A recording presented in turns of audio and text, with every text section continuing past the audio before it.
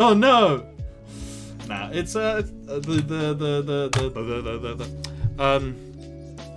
yes, they could hear you if anyone was here, but they're not. Because not only does my channel actually say how many viewers it has on it at the time, but I also have a little thing down the sides that says how many people I have at the time. Oh. I also have, I think I can kind of keep a little eye on all of it. Technology. I know. Exciting. Like right now, we have none.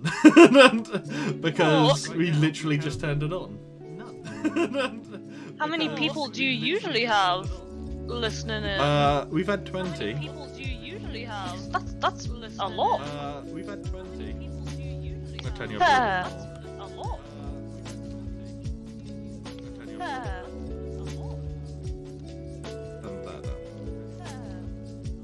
Just touch Chris's face.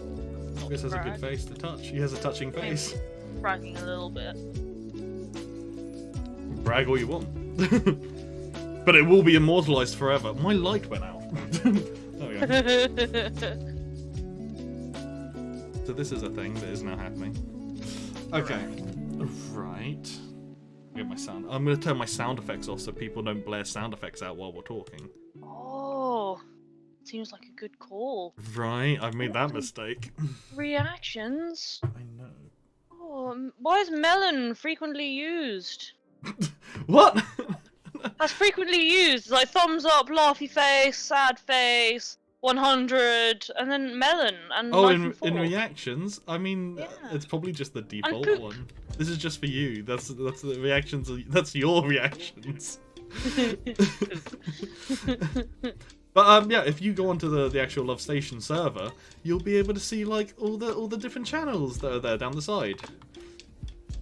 So while we're waiting for people to come in, I might as well tell you about that, and then at least we're talking about something for a bit. Okay, so I'm in the little love train bit. Yes, and so do you see all the stuff down the side, like roles, announcements? Roles, announcements, going live, bot stuff, stream Cool. clips. Just So in roles, you can. zone. I know, right? In roles, you can like pick those reactions. There should be a number of them already there. Yeah. If you click on them, it will add you to that special group. So when people tag, you get tagged in it. So we've got a D&D one. We've got a group gaming. So if you want to get involved with gaming with people on the server, we have a Borderlands and a Minecraft one. We have our movie club one, and you have to decide if you want to be part of the Godzilla squad or Team Cthulhu, because everybody knows like those are the two kind of winning powers in the universe. It's a bit of a heated debate on the server. Not gonna lie, people get kind of fiery about it. But all I'm saying is, Correct. all I'm saying is, Team Cthulhu has 13 members, whereas Godzilla only has 6. So suck a dick. Well, Team yeah, because Cthulhu would kick Godzilla's ass. Like Cthulhu Thank is you. an elder god. Right. Godzilla is a big lizard. Damn straight. Damn fucking Throwing it out straight. there. Right, okay. And then we've got E-Girl. Now, we've called it E-Girl. We're not saying everyone in this group is an E-Girl. We're just saying that that's the... Like, so basically, sometimes it's easier for girls to talk to girls. This is just the way things are. And so they have their own special chat and their own special... they have their own chat and their own tag, so that if they ever just want to talk to another girl, or they want to be private and kind of do their own thing without having to worry about what guys are reading or whatever, it's there. It's nice. Yeah. I approve greatly. Yeah, I like it, and I can't even read it. So I have access to everything, but I've set it up so that I can't read that chat. I'm technically in it, but I've blinded myself so I can't see it. Like permanently, I'm blind. Like in real life, blind to myself. I took screwdrivers to my face. So what are those two little like holes in your face there, buddo? These? Yeah, those. So I got a couple of those eggs you get in Haribo. Yeah.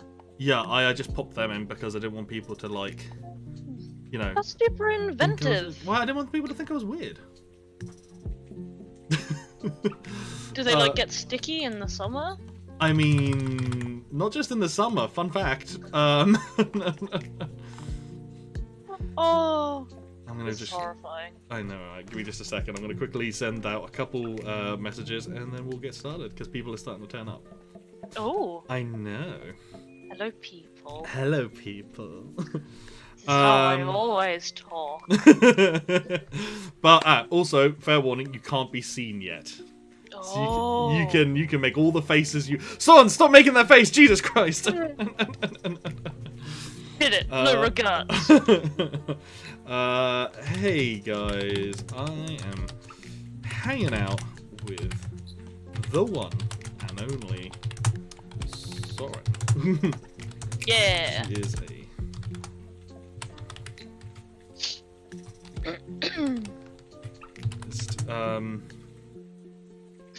and we are going to discuss past events. Things belonging to dead people that I will claim for my own. Ah, you've claimed another soul. Another one for the cabinet. Someone fucking said that to me the other day. I was like, I helped someone fall asleep, and they fell asleep in the chat. And they were like, ah, you've claimed another soul. I was like, yes, I have. That is correct. That is how that works. Fuck? Why isn't that letting me send it? I don't know.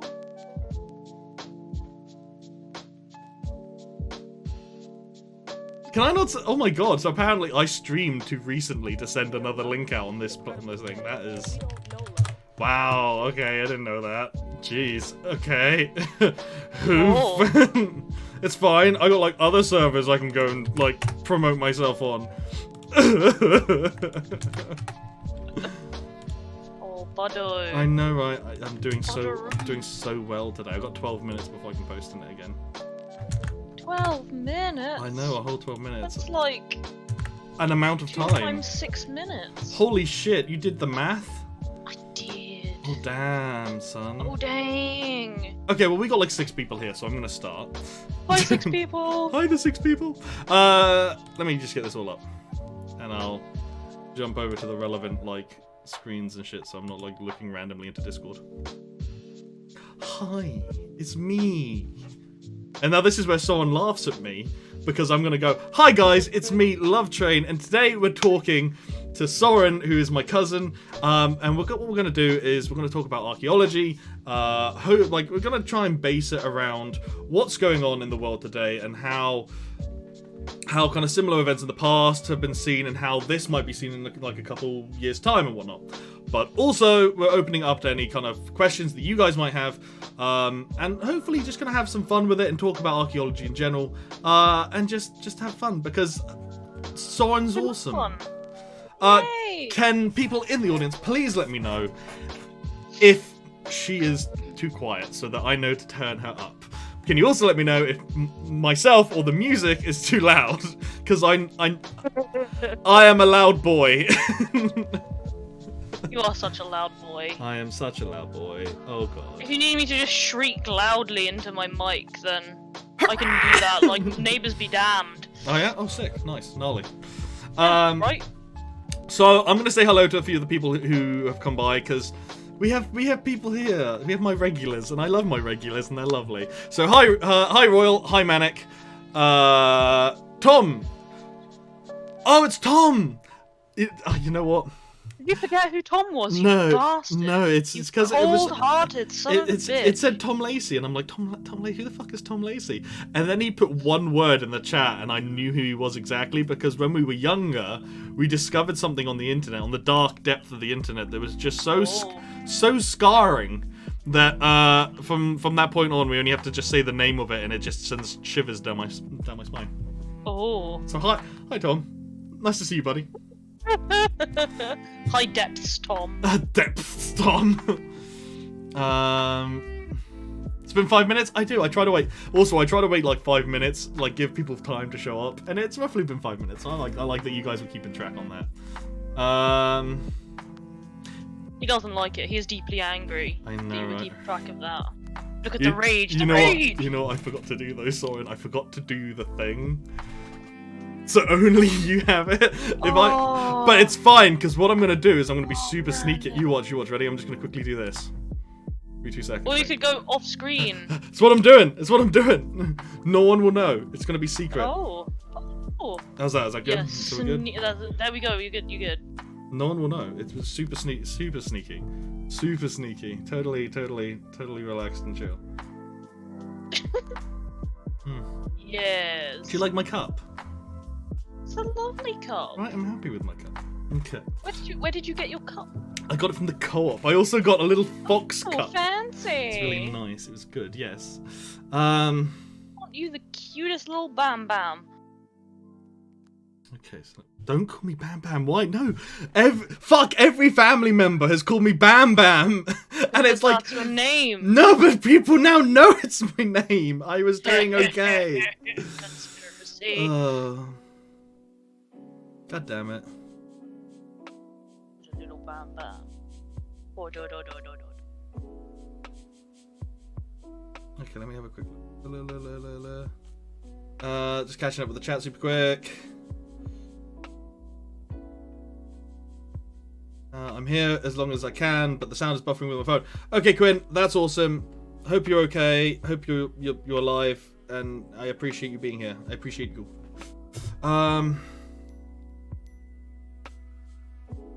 I've got a bone to pick. Stop with all the. Why do you guys just start spamming puns? Okay. Oh, we're getting the archaeology puns. I've got a bone to pick with you, and then they went, and it was like a good one. Thema. Yeah, I found this humorous. It's one of my favourites. I hate it. Everyone now is saying Bam Bam, awesome sauce.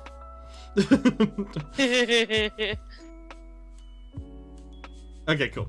There we go, I'm up to date. Hi guys, how we doing? Hope everyone's okay. Hope everyone is funky and groovy. I am good. I streamed some Fallout today, which was nice because I haven't played that in a while. And I'm here with Sorren, who's awesome. Hi Sorren, how are you? Hi, I'm good. How are you? I'm good. How was your day? It was pretty good. You know, I booked some time off from work, mostly to play World of Warcraft. So that's what I did. Nice. When's the update coming out? I don't know, because I lost track entirely. So I don't actually have, like, the last expansion that came out. So I'm trying to catch up. There's like new races and stuff now. I know there's like cats and shit, crazy. like foxes, yeah.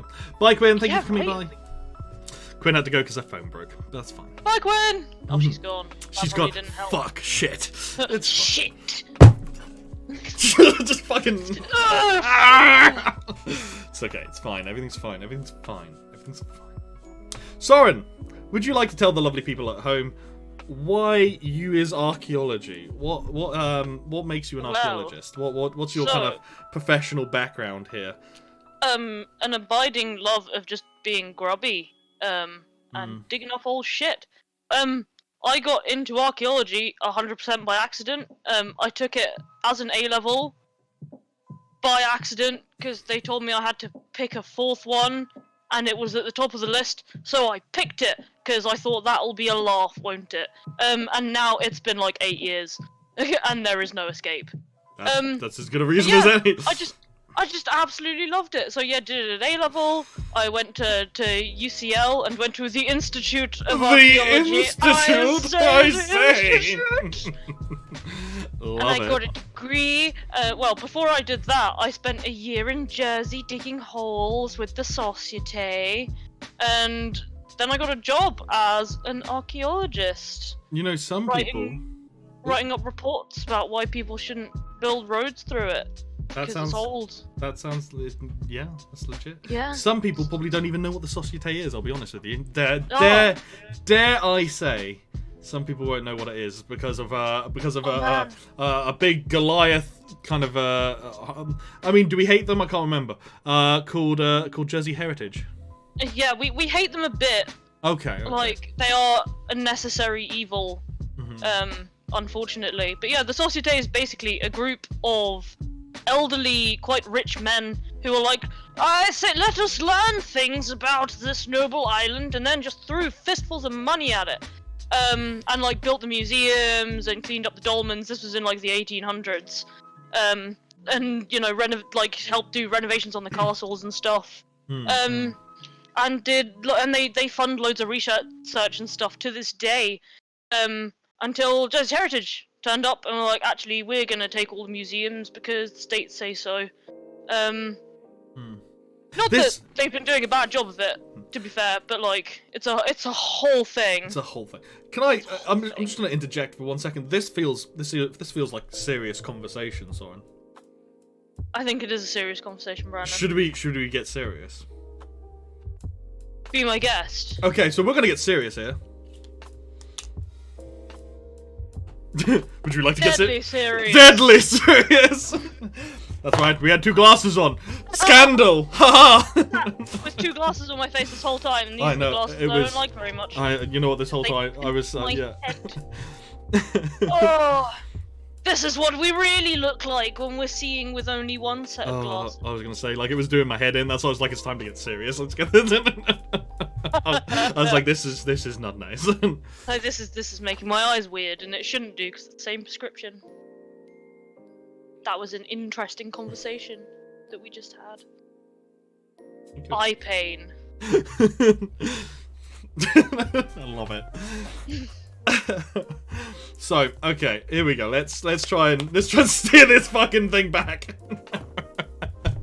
What do you want to know about digging shit up, Brandon? Ah, brilliant, thanks, Soren.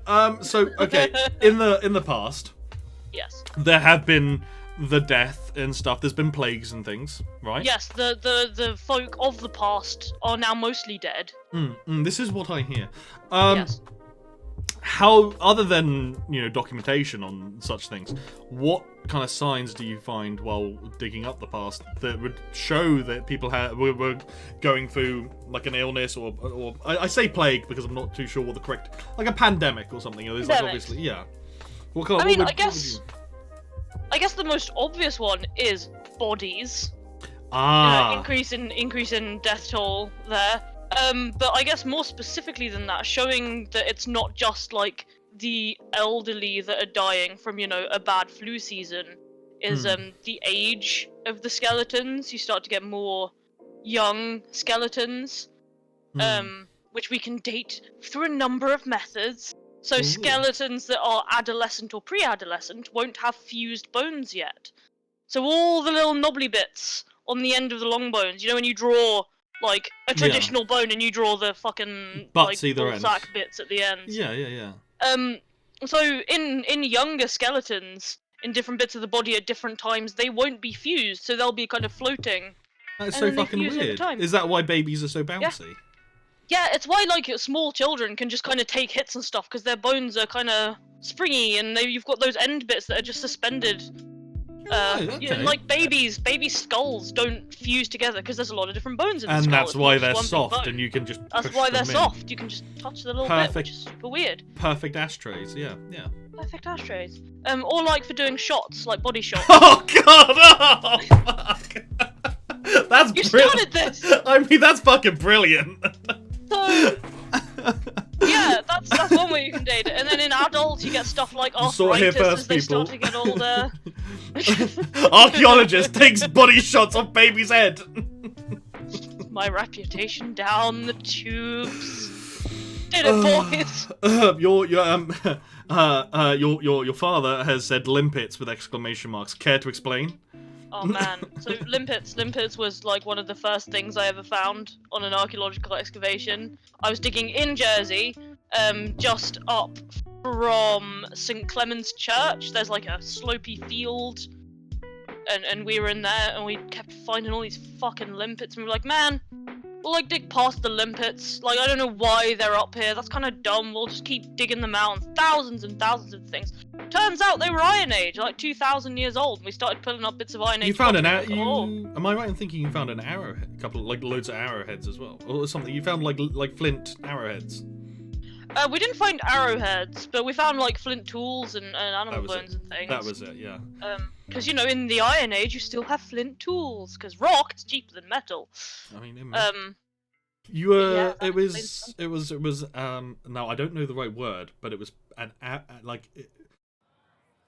it was part of the abbey, but not the abbey. It was a. Okay, so this is where it gets complicated. Because we were looking for the lost medieval monastery at St. Clement. Okay. And we had sort of vague records about where it was. So we were like, we'll put in some test pits. Yeah. and we'll have a look. And we didn't find the fucking abbey, but we found an entire Iron Age to Roman settlement, like just up the top bit. So we just gave up looking for the medieval shit because we couldn't find it.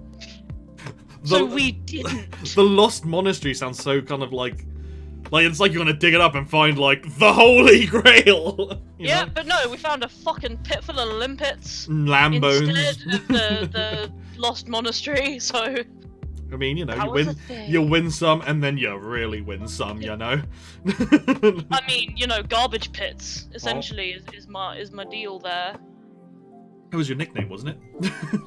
Still is. It's my stage name. Love it. Sell many tickets. Very niche audience. Very niche audience. I mean, especially because I cover for you 3 nights a week. Yeah, people get confused. They're like, you seem to grow. You got you got more hair. More hair. But also less hair. I don't understand. Oh, man. People are into it though, you know. People are into it. We make bank. You know, it's worth it. God, what was I going to say? I'm just like, So yeah, plagues and shit. Plagues so yeah, and bodies is the main one, and finding more like age range of bodies rather than just the elderly who we don't want to die, but you expect to find in a healthy society. Yeah, rather than it being like a cemetery, there's clearly something going on here that's raising the death rate. Yeah, completely. So other things like in particularly in this era, you know, plastic stuff like the massively increased use of face masks and gloves. You'll find that's not going anywhere. Well, yeah, because they're not biodegradable, and they're finding loads in the ocean at the moment, which is really sad. Oh yes, the whole issue with plastics is that it just doesn't go. Like microplastics in particular, we'll be finding them forever. They're not going anywhere. But yeah, so like we'll likely there'll just be like a layer of all this like medical, like massively increased use of medical waste from this period. So that'll be interesting. Yeah, so people like the archaeologists of the future will just be digging one day and find like fucking loads of masks and be like, hang on a fucking second. Yeah, it's like, well, we've been finding them scattered around, obviously, but this is like a much greater concentration just in this one level. So that'll be a thing, which, you know, might lead them to be like, well, if it's masks, then maybe it's like a respiratory issue or like something contagious that can be coughed at people. So in that sort of scenario, because someone was just asking in the chat, when you're digging up things regarding like, I'm gonna sneeze in a second, but regarding fuck, hang on. Look at a light. Look at a bright light. No, now it's just stuck there. Ah! Oh, I'm gonna cry. Anyway. Just tickle your nose hairs. Just get like a pencil Stop. up in there. I'm trying to get. Oh, I'm strong. Yeah. So when you find stuff like this, do you have to take like special precautions? Because is there the chance of you digging up something that could still have that contagion? Like, can diseases come back from digging them up? Like, because we all see see kind of like in like the Mummy movies and stuff. You know, you open the pharaoh's tomb and release the curse, and it turned out it was just like a disease from years ago, kind of thing. Yeah. So it's kind of a complicated one. Mostly, I'd say you're fine, because diseases are microbes. You know, they need like oxygen and water to live. So if you remove one of those things, then they can't live. But you do get scenarios in things like ice. You've got something that got frozen very quickly, and you pull it out, then that might have been like suspended if you've still got like soft tissue and things. So if we then warm up, you might get something. Like the Thing. Exactly like the Thing. We don't know what it is. Weird. It's pissed off. Love it. Then things like lead coffins that just kind of trap everything in. You have to have biohazard suits to open lead coffins. Is that like wait, is that a thing? Are lead coffins a thing?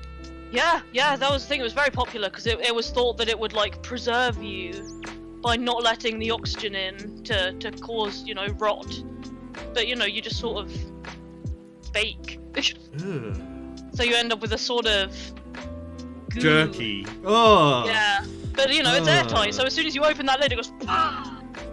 And you don't want to breathe it because it's dead people juice. And you don't want that. So I don't know if you'd catch like the disease that they'd have, but you're not gonna want to breathe it in because it's dead person juice.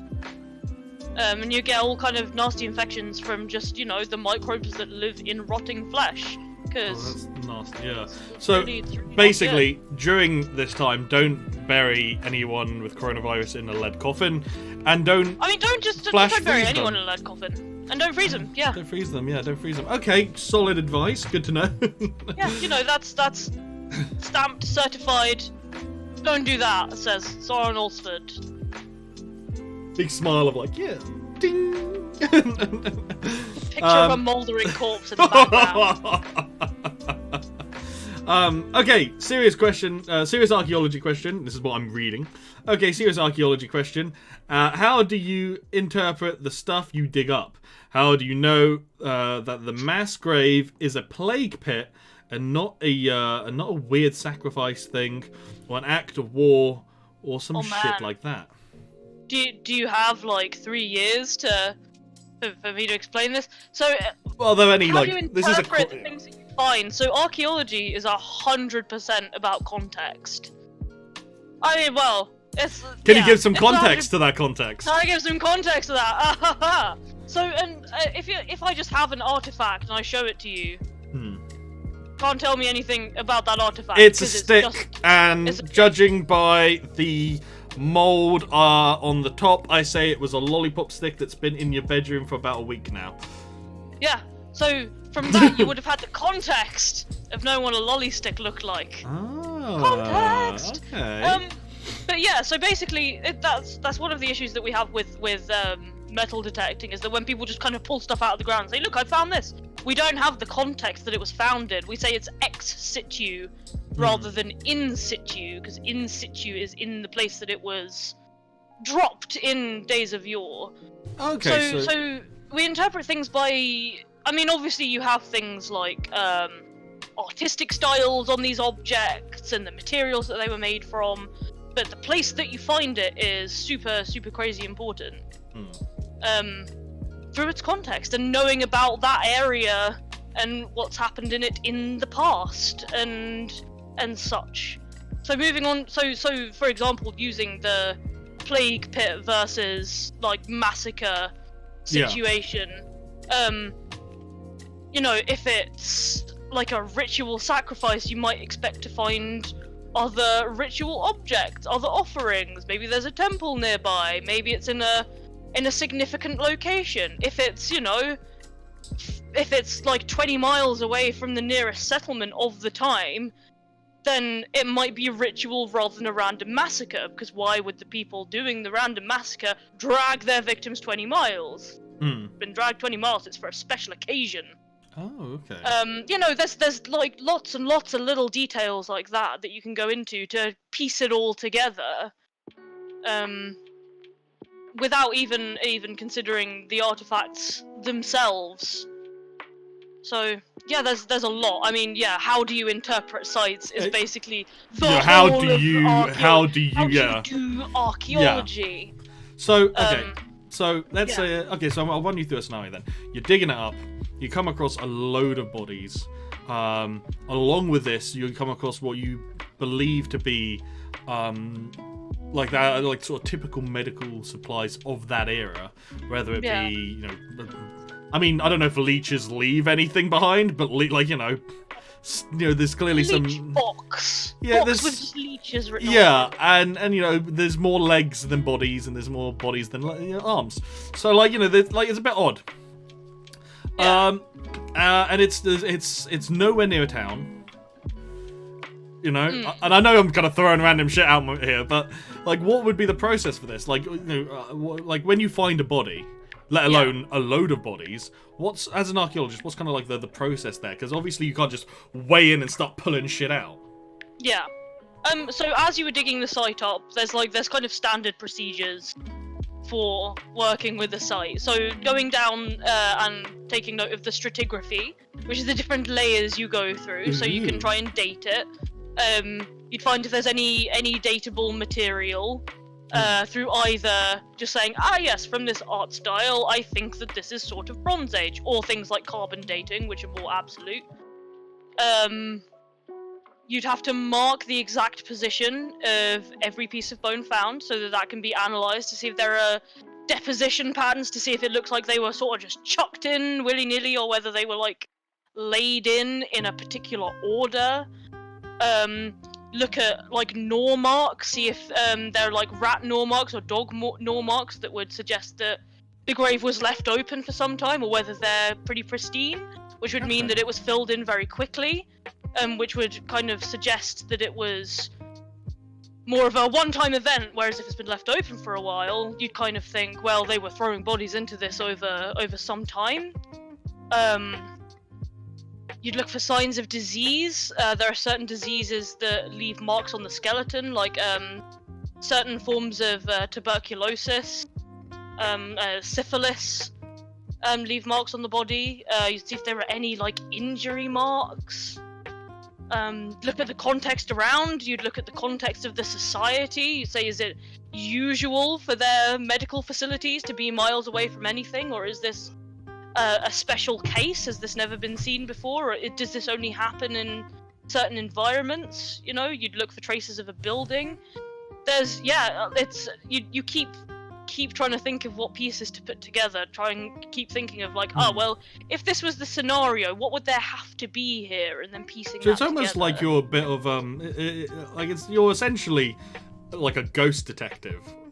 Pretty much. A lot of archaeologists go into the police force because what you're doing is looking at a site and saying, okay, what would have had to happen for this site to now be like this?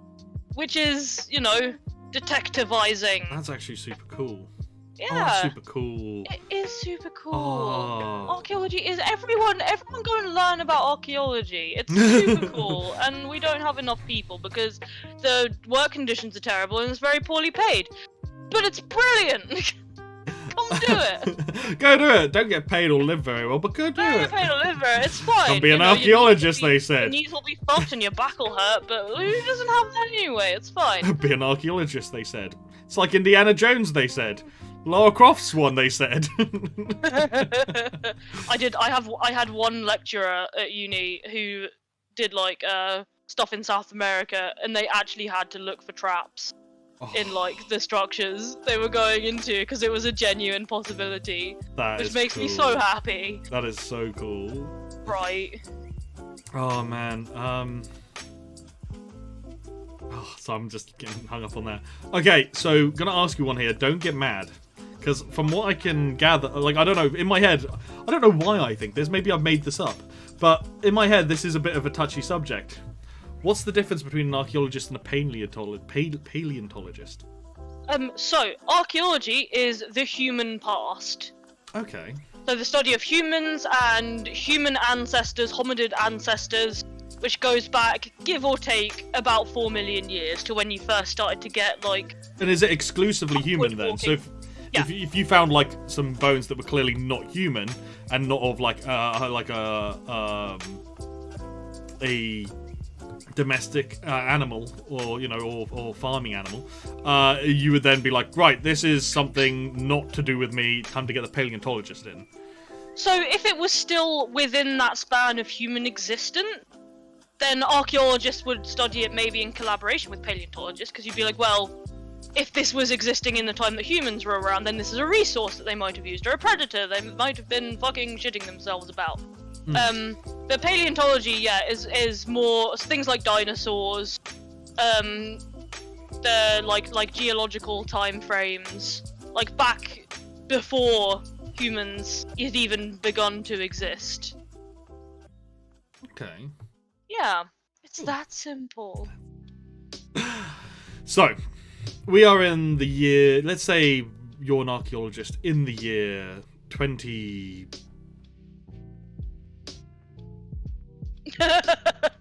That's very early, Brandon. That's still in the mouth of like a Roman occupation.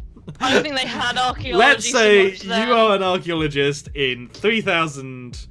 Whoa. AD? Yeah. AD, yes. Thank you. Oh god. So you say you're an archaeologist in like 3000 AD, and you're digging up stuff, and you find a buttload of these masks, and some rubber gloves, loads of empty sanitizer bottles, and all kinds of weird stuff. How do you know people weren't just super into wearing masks? Like, surely, like, Japan and China have massive dumps of sanitary masks and gloves and things. They probably do, but this is a massive increase in a very short time frame.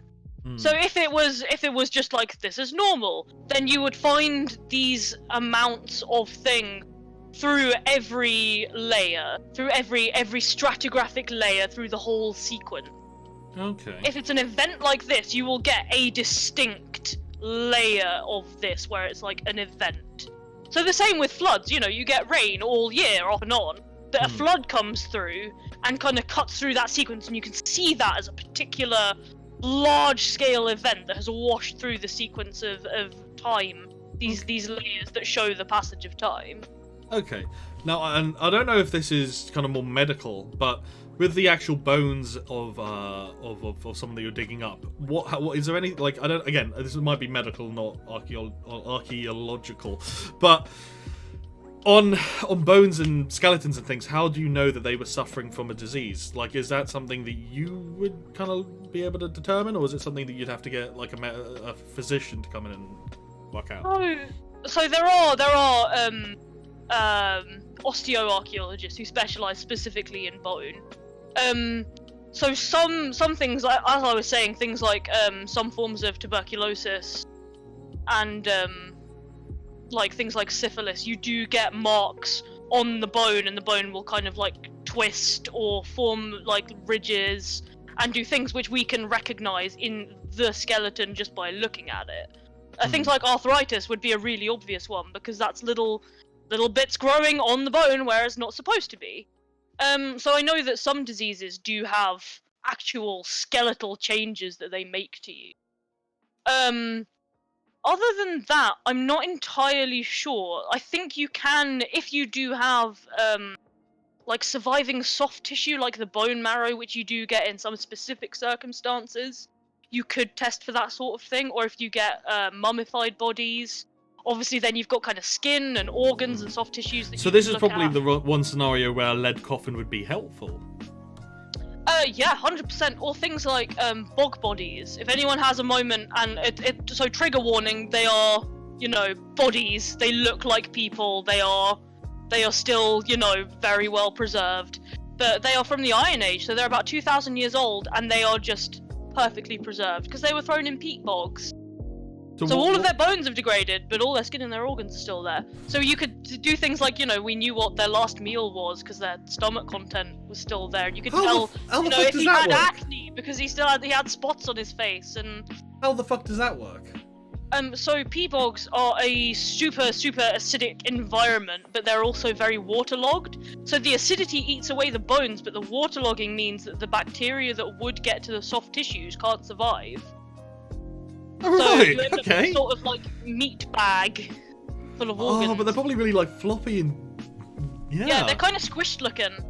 One of my favourites is it's gnarly. I think back in the 80s they found a bog body in Ireland, and they pulled this body out and it looked, you know, new. And some guy came forward saying, "Oh, you've caught me. Murdered my wife 20 years ago. You dug her up. It's a fair cop." Handed himself in, fully confessed, and they dated it, and it was 2,000 years old.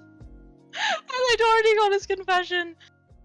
Yeah, but I'm assuming that's then. how well preserved they are. God damn. So I'm assuming at that point they were like, we better go back into that bog. Probably look for his wife. Oh.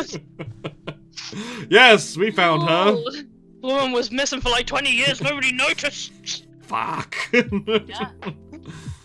Oh man, that's nasty. Yeah, preservation like that is like super weird. And then so it's something called anaerobic condition. So for things to decay, you have to have oxygen and moisture. If you take away either one of those things, then you don't get the process of decay. So things that are underwater, like that's why shipwrecks are still lying about, where if you just left some wood outside, it would just fall to bits because there isn't the oxygen. And you get mummies in the desert because there isn't the moisture. It's really interesting. right. Okay. Yeah. Wow. Okay. Yeah, I didn't even clock onto Yeah, that. right. Like you say it, and obviously I'm like, well, yeah, wood does fucking fall apart outside, but then yeah, there's like Right. wooden ships, and like in my head, there's no point have I thought, hold up. Why you need an archaeologist, kiddo?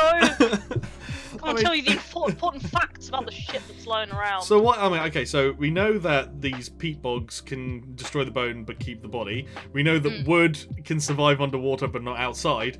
Is there any other kind of like quirky little things that you kind of have learned through archaeology that kind of like you found out and been like, holy shit, that's awesome? There's so many things, but they're all like really, really niche. Do you have a favourite? I know that. So Vikings had so my specialism is metallurgy and like ancient metals and stuff. That's fucking badass. And so the general progression is that you get copper, bronze, iron, steel, and then all the like fancy shit, and then you have, you know, other outliers and stuff. But there's a couple of examples in Viking Europe where they have a kind of primitive steel. And everyone was like, well, how the fuck do you have steel? It's way too early for you to have steel. No one else is making it. What is this? And it's because, so steel is an alloy of iron and carbon. And what they had been doing is grinding up the bones of their ancestors and putting it in the crucibles with their iron.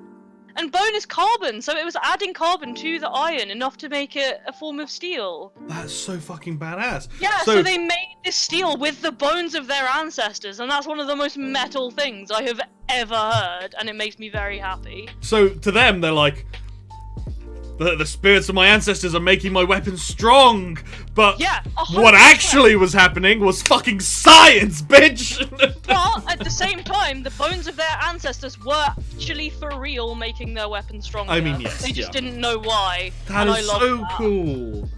Oh, that's cool. See, that's one of my favourite things. That is fucking mind-blowing. I love that. Speaking of making weapons, you've made weapons. I have made weapons. Not weapons of mass destruction, please don't raid our house. But you're a trained blacksmith? I mean, I've done bits of blacksmithing. You know your way around a forge. Yeah, if someone said, like, can you go make me a knife? I could go make them a knife. That's pretty fun. It would probably be a bit wonky, but I could make it. But like, is that something that like is just kind of like when you become an archaeologist, you're like, hey, I'm also gonna learn how they did things, or is this something that you went out and was like, actually, I've got an interest in this, I want to learn about it, you know?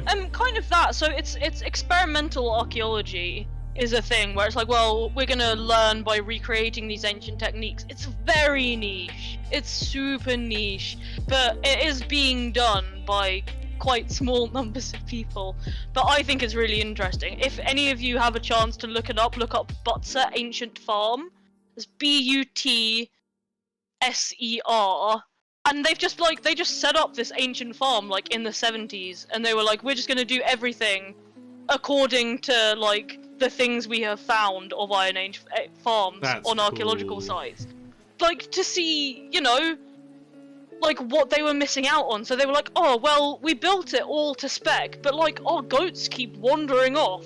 They wouldn't have had that. Like, we don't have evidence for fences, but they must have had fences. They must, yeah. And just like little things like that, where you don't find it in the physical remains, but once you recreate that scenario, you see the things that you'd need to make this work.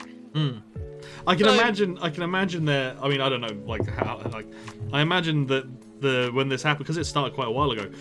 Like over time, things have been discovered, and they're like, I really could have done with that like a year ago, and just like bring it in. Yep. That's pretty much. Like, man, that makes it so much easier. They had toilets. I've been shitting in my backyard this whole time. Shitting in a hole. It smells bad. I've drowned 3 cats. Real bad, guys. Oh my god, what are you using the cats for? I know toilet rolls are a bit of a bit A hole of... full of poop. Got it, boys. You got me. So your father's saying, did you get offered big money to go dig up Syria? I did get offered big money to go dig up Syria. So I'm guessing there's a lot going on. That's not not me specifically, because they were like, Sorry, Alsford, we need you, but like just they were like, any graduates want to come and like risk their life to come and record all these amazing sites that are getting fucked up by ISIS, because they're gonna be gone soon and they're quite important. So yeah, they were like, if you want to come out to Syria, we'll pay you like 3 times the going rate, and you get like a personal guard and all that kind of stuff. And you can choose what weapon. You can choose what weapon they had, didn't you? Yeah, you can choose like what weapons they have. It was all a bit shady, so I didn't do it. It's shady but amazing. Yeah. Archaeology is quite shady. You know, it's grave robbing. Top you know, people are like, what's the difference? There is no difference. Top men. Top men. I watched all the Indiana Jones movies again the other day. It was great. Oh, yeah. Oh man, I love Indiana Jones. All 3 of them. Do you own a pith? I don't own a pith helmet. Do you own, and this isn't a sexual question, do you own a whip? No, I don't. So, okay, all right, last question. Do you own 2 pistols and jorts?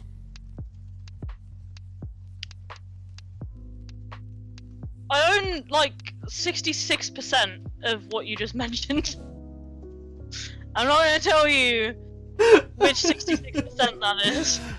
Well, okay, so you're 66% an archaeologist in my eyes. I have an array of hats, if that helps. Okay, well that does help. Do you have an Indiana Jones hat?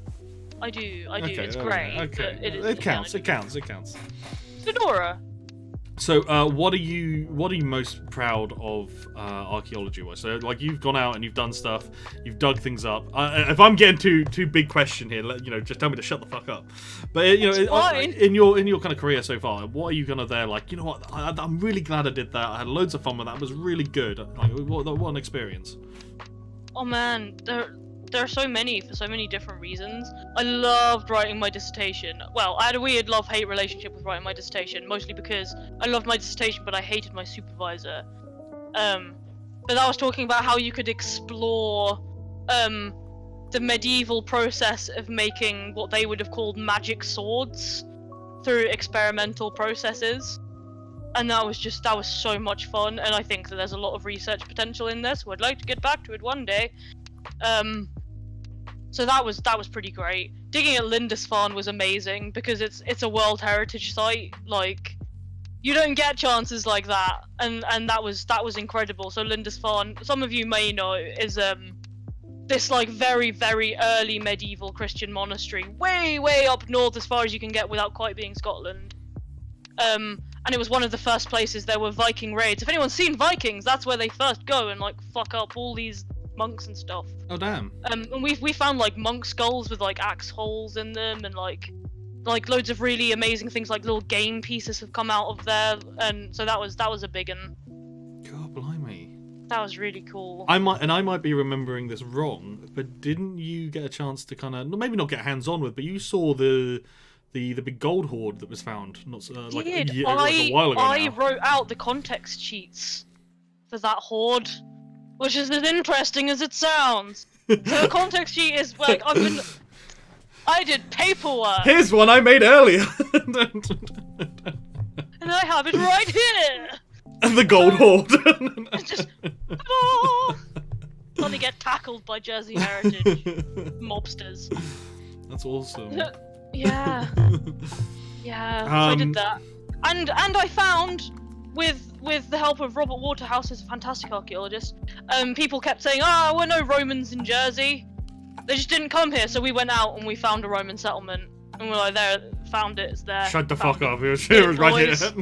It's right here actually, and we found loads of traces of like Roman brick built into medieval churches and stuff. So we were like, it's fucking everywhere, mate. Look at this, Romans as far as the eye could see, mate.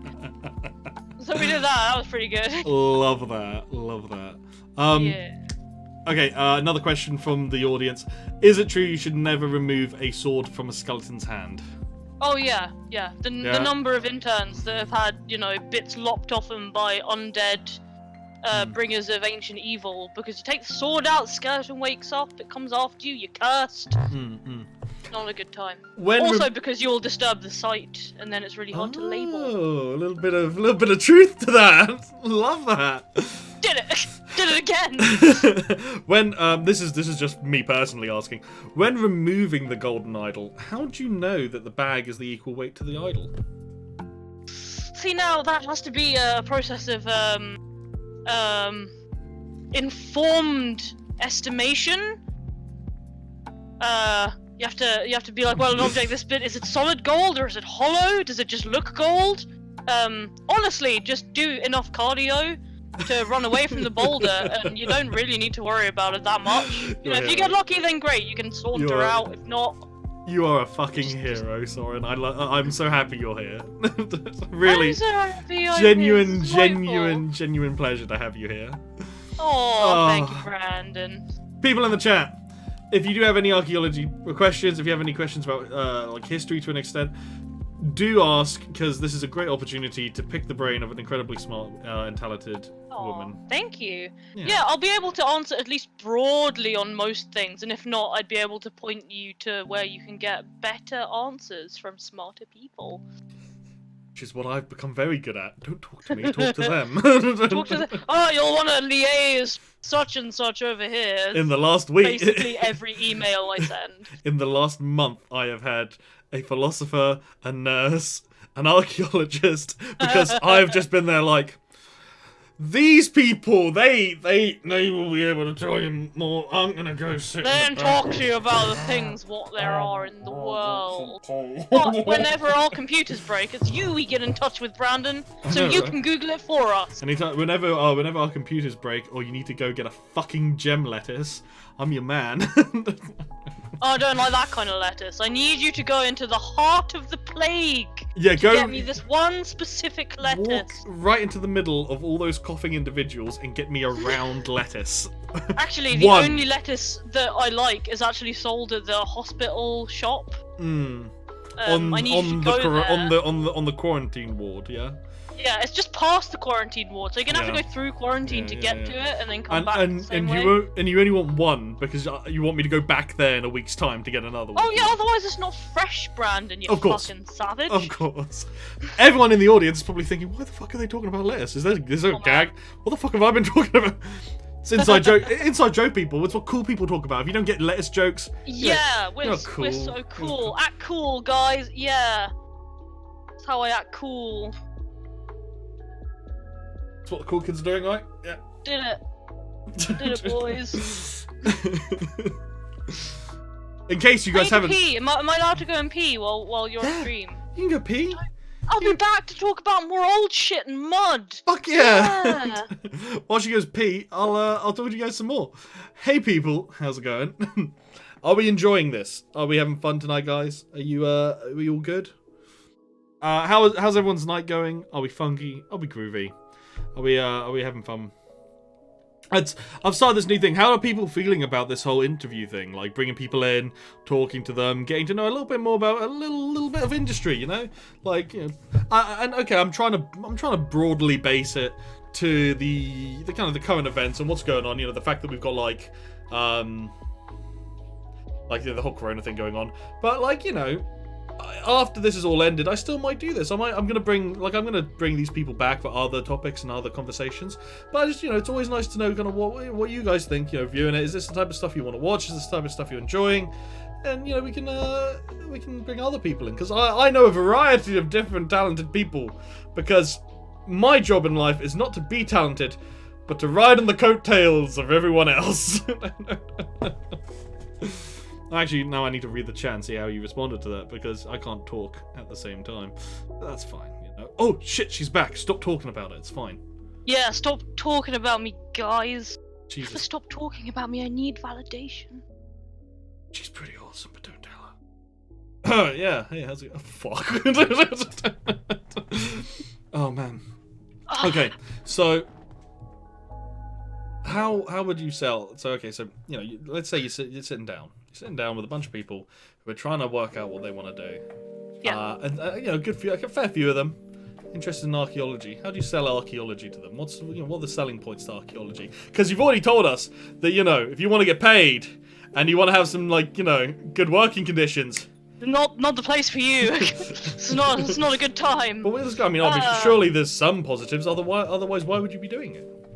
So one of the main things that I say to everyone is the main reason I love archaeology is that great historical quote is that we stand on the shoulders of giants, which we do. Obviously, there are many absolutely incredible, extraordinary people who have preceded us to build our civilization, but we also stand on the shoulders of millions and millions of amazing, fantastic, ordinary people. And the history books don't write about them, and they didn't write the big important manuscripts that get studied, but they were there. And archaeology is remembering them and finding how they lived and where they were and telling their stories.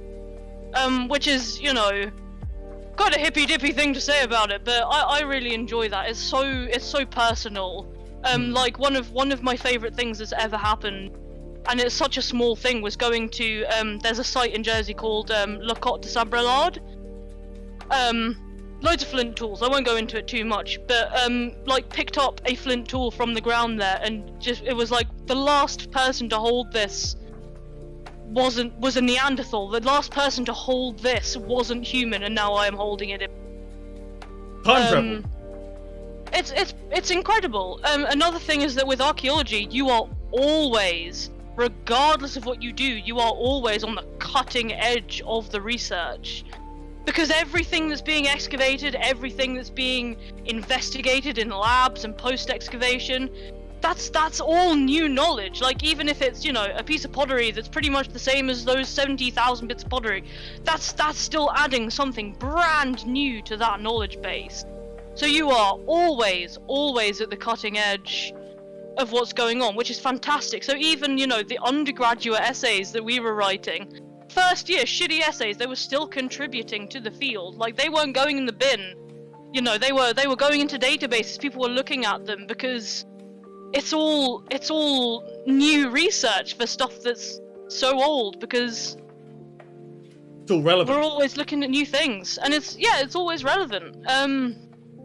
That's amazing. So yeah, those are the things that I love most about archaeology, and it's fun. Am I right in thinking that you've had stuff published? I vaguely remember you mentioning something. Again, sorry if I'm. Yeah, I've had my finds drawings published, and then I wrote an excavation report which might be published, but I don't know because the Société is a bit weird. But yeah, I've written some bits and pieces. That's amazing, dude. Yeah, and I'm nobody. I'm genuinely nobody in archaeology. No one knows who I am. But I've still contributed to the cutting edge research. That's so because you're all doing that as soon as you get involved in archaeology. Even if you just go and volunteer on a dig site for a day and you've never done it before and you never do it again, you have still contributed to that cutting edge research. So you can just volunteer in a way that nothing else does. So if you've never done any kind of archaeology or anything like that, you can just kind of volunteer to go and help excavate. Yeah, pretty much. There are a lot of places looking at local archaeological societies, museums. Much of archaeology is run on volunteer basis. I've spent a day in the dirt with you, kind of Yeah, you have. stuff. Yeah, I was there. You contributed. You contributed to the mankind's wealth of knowledge. You chucked some dirt around. It was great. I mean, no, but thank you. Okay, people have actually asked a couple of questions, so I'm going to quickly jump in and just to ask you a few. Yes. Just true, I've got to find it again. Why is it always swords? Is there a reason it was always swords? Because swords are the best. There we go. Obviously. Here you go, this is the one. So coders have Stack Overflow.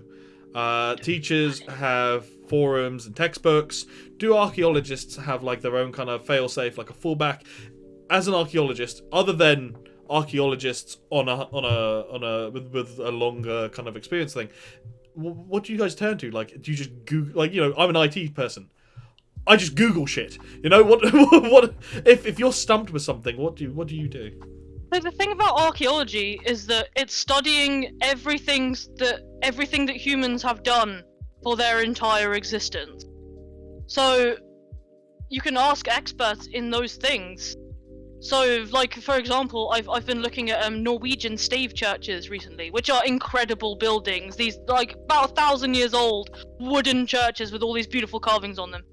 And to figure out how they built them, they asked carpenters, because they were like, well, we don't know, we've never worked with wood. So they went and asked carpenters, like, how do you do that bit? How do you do that? So then you can kind of go from that. So that's the thing about archaeology. There isn't, like, one place to go for this information. It's humanity, so you have to ask. It's humanity. You have to ask the humans, cool. ask the people. Oh, fucking hell, that's awesome.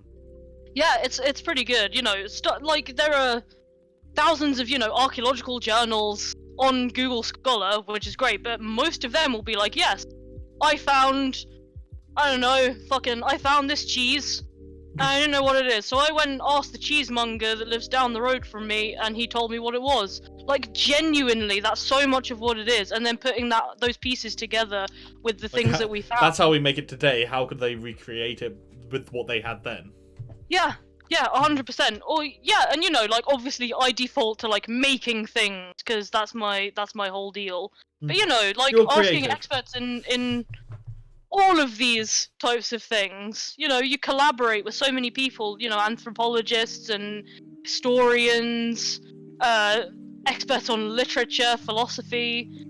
It's the study of humanity and everything that we have done in every aspect of life. So you find people that have experience in that aspect of life and you ask them about it. That's so cool. Oh, it's so cool. You're cool. You're so cool. It is so cool. Archaeology is so cool. Everyone do archaeology. It's great. Okay, so another one. Someone's asking if you're an enthusiast. So we have someone here who's an enthusiast with like World War One and World War Two, and they're very interested in they're interested in like history in general. But that's what they're kind of mainly into. That's what they like. Yeah. If someone wanted to get in, what's a good kind of stepping in point? Like, how do you get involved with archaeology? Say you've been okay. Let's pretend it's me for example. Okay, I've just learned my IT stuff, and I'm like, yeah, this IT stuff's not for me. I really like tanks, and I like how kind of the war was fought, and I kind of like all the kind of everything from that era. How do I get involved with that? How do I go out and say, right, I want to start being an archaeologist. I want to start looking into where all this stuff is buried and what's been buried and where and all these important sites. What's a good kind of starting point? I know this is a very broad question, but pretty broad. I think my best advice is look up your local society, whether that's an archaeological society or a war history society, and just see what they're doing. Whether they're doing excavations or reenactments, whether they're going to a particular museum, whether they have a particular talk on, and go from there and branch out. Like if they're going to a museum and while wandering around that museum you see one tank that you're super interested in, go and read up on that tank. If they're doing an excavation and they dig up like a mess tent and you're like, man, I love the construction of this mess tent, I want to find out more about like how resources were allocated at that time, go and read up on that. But yeah, look, going to your local society and seeing what they are doing and then branching out from that and talking to people and networking, I think is the best way to do that. Because if you just start looking up articles, like I'm a professional archaeologist and I get swamped in just the amount of like very dense literature there is. So that's what I'd say, and then from that you can start looking at things to read. Okay. Yeah.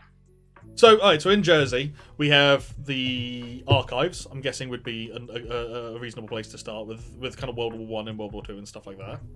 Yeah, again, the archives is a weird one because it's just like, this is a big building full of things, where do I start? I would go to, like, the Occupation Society and look at their website and, like, see what they're up to.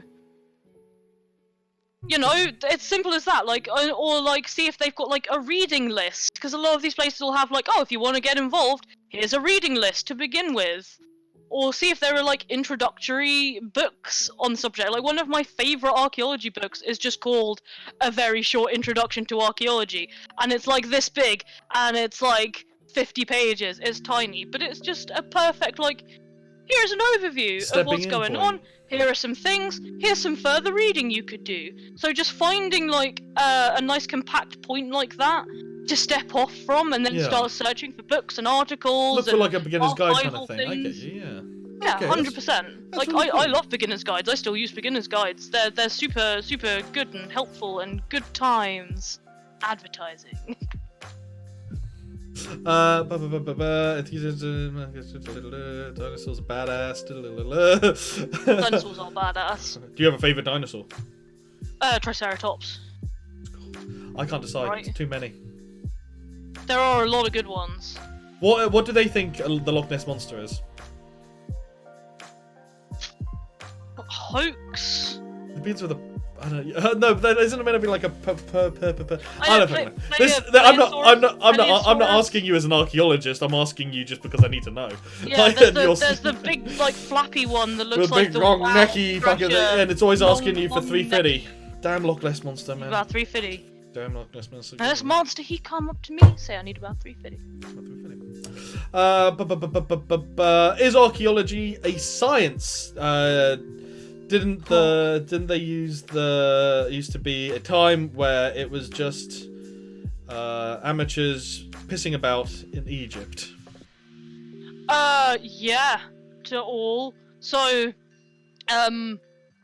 that's the thing with archaeology, that again, it's the study of all of humanity and everything we have done. So there are bits of it that are very scientific. Like, so my degree is a BSc, it's a science degree, but most of what I do isn't scientific. Like, I wouldn't say that I have a scientific background. So it kind of depends which bit of archaeology you want to do. So there's stuff like, you know, carbon dating or isotope analysis, or looking at like the structure of plant remains, and which, you know, it's all very scientific. But then there's the interpretation of like, okay, well, according to these items, what do I think the religious beliefs were?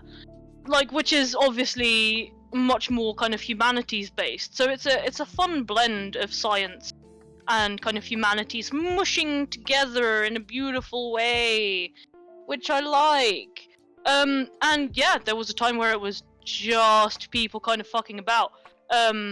Age of Adventurers. It starts with treasure hunters. People go, oh, it's shiny, I could sell that.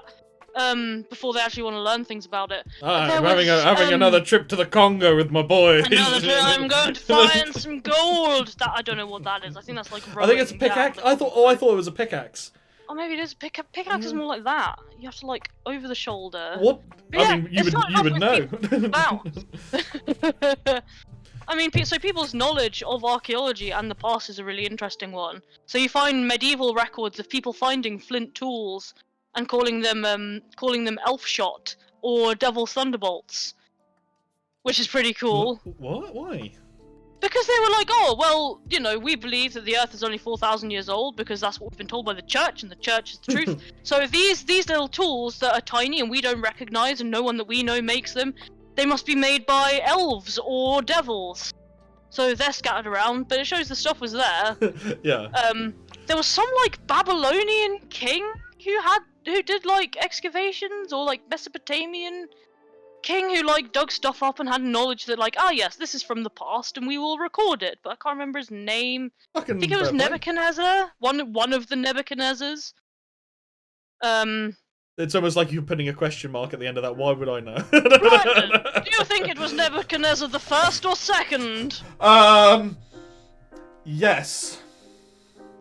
Sold.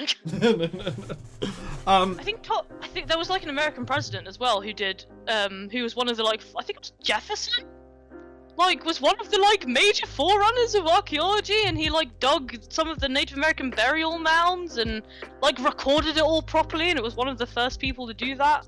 But yeah, for a long time it was people just dicking about and being like, this is a jolly good lark, isn't it? We will get the natives to dig up this bit of sand. And we try not to talk about that because most of that is still in our museums and we won't give it back. Which is pretty bad, guys. Do you have a favourite time period? Huh? Do you have a favourite time period? Not okay. So not. I want to clarify. Not a period that you would live in. Just a favourite. Yeah, because none. None. But like a period where you're like, okay, I mean, the kind of resourcefulness and the things that we found from there, and the kind of the way that, like, again, obviously, looking back, we are now in the best time kind of thing. But, you know, looking back, is there a period where you're like, it was just cool, and it was, you know, like, people like Vikings, some people like medieval, some people like cowboys.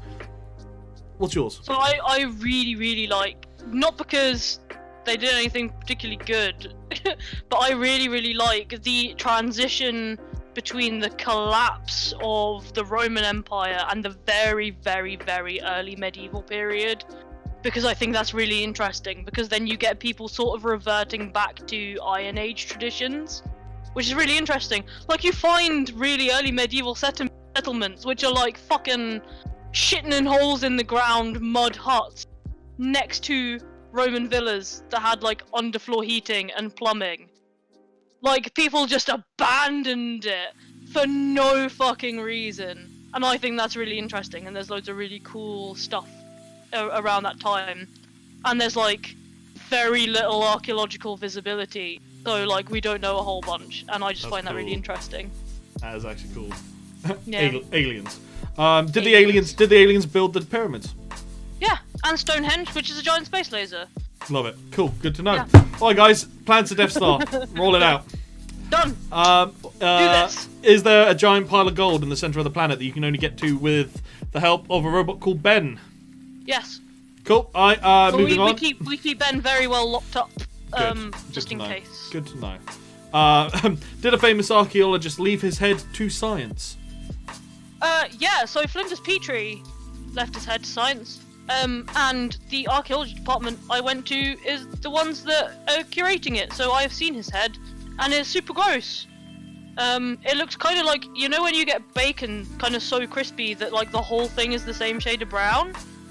It's kind of like that, but with teeth.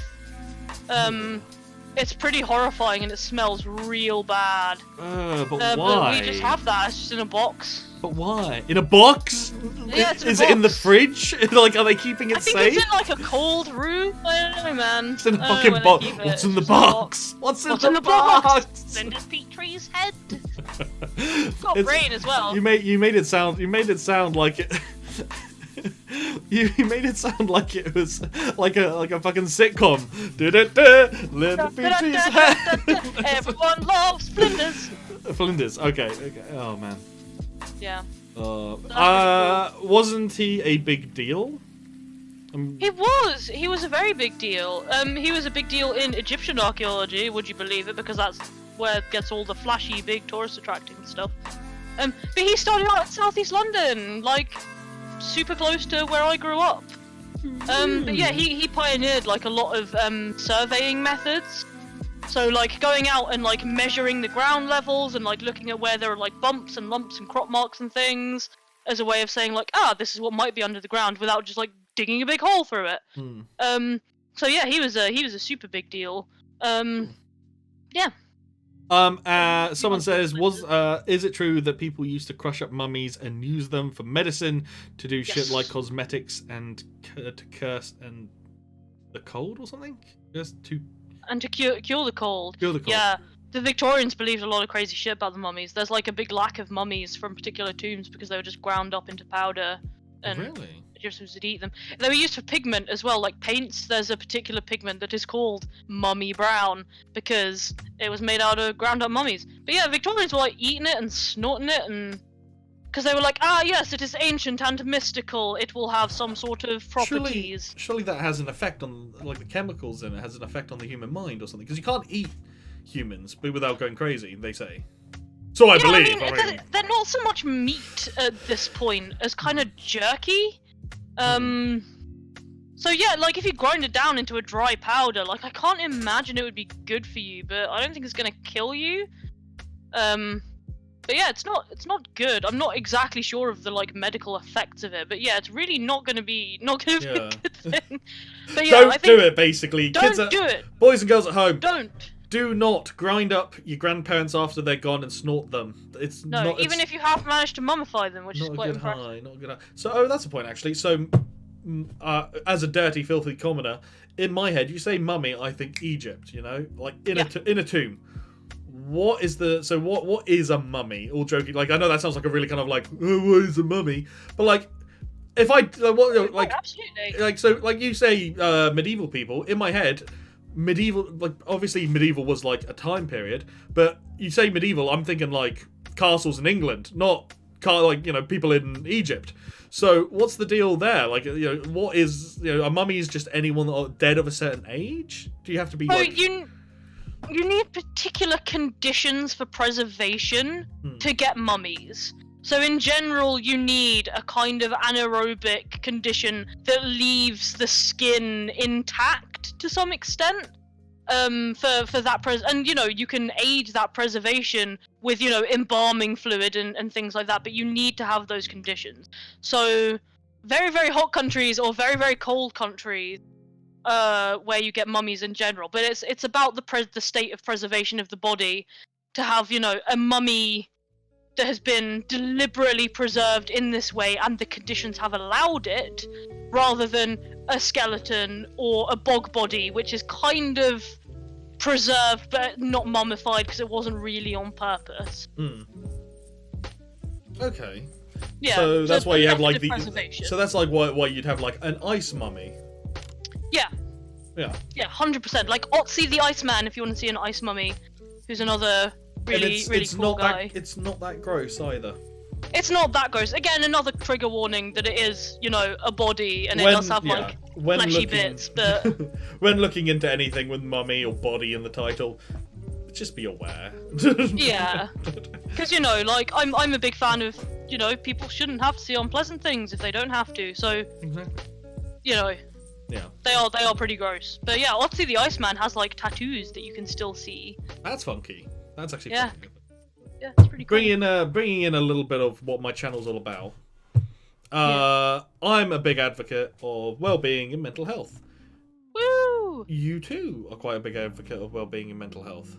I am. So I was signed off work for about a year up till pretty recently, about January, with mental health, and I went and got therapy and got help and stuff. So yeah, I think talking about it and normalizing it, because it's something that a huge amount of people go through, and it's insane to me that it's not just talked about as a normal thing.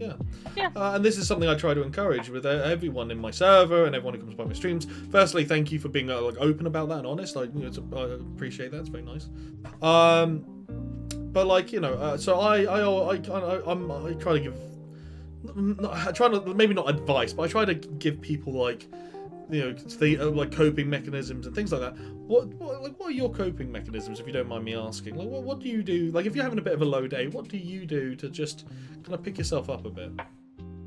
So one of my main things, I guess, is just reminding myself that I can be nice to myself. Like that, it's okay to have a low day. Like it's not pleasant, but like it's fine. If you need to sit on the couch and eat cheese puffs and wrap yourself in a blanket so that you feel okay today, then you can do that, and that's okay, and that's the best thing for you. And it's important to look after yourself like that, because I spent so much of my life like beating myself up for that kind of thing and being like, oh no, you've wasted today, so you're a terrible person, you don't deserve to relax, and you don't deserve this, and you should have done this and you didn't. But none of that is true, like, so yeah, just reminding myself like, no, you can be nice to yourself, you deserve to relax, and you deserve to do what's best to take care of you, and if that's not being productive, then that's fine. That's not a problem. So that's one of my major things. That's lovely, man. Love that. But yeah. I am gonna so I have something has been catching on in my server, which I'm rather proud about. And if you're up for a bit of a challenge, I'm gonna challenge you to demonstrate it, because people have been doing this. People have been doing it with their kids. People have been doing it to strive off kind of like the kind of blues that comes with staying inside quite a lot.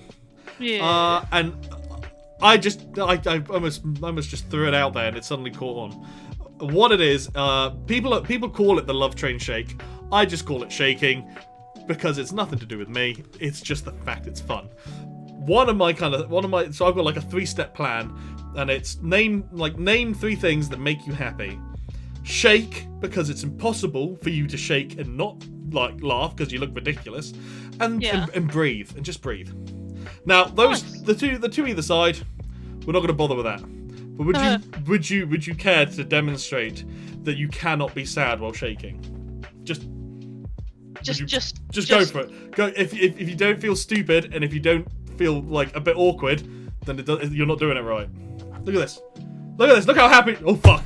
Do you feel better? I do feel better. Right? So the You told me I wasn't doing it right, so I immediately panicked that I was doing fun wrong. Son, stop doing fun wrong. There we go. I feel so good now. Right? It's delightful. It's because it's a mixture of like awkwardness and panic that you're just like.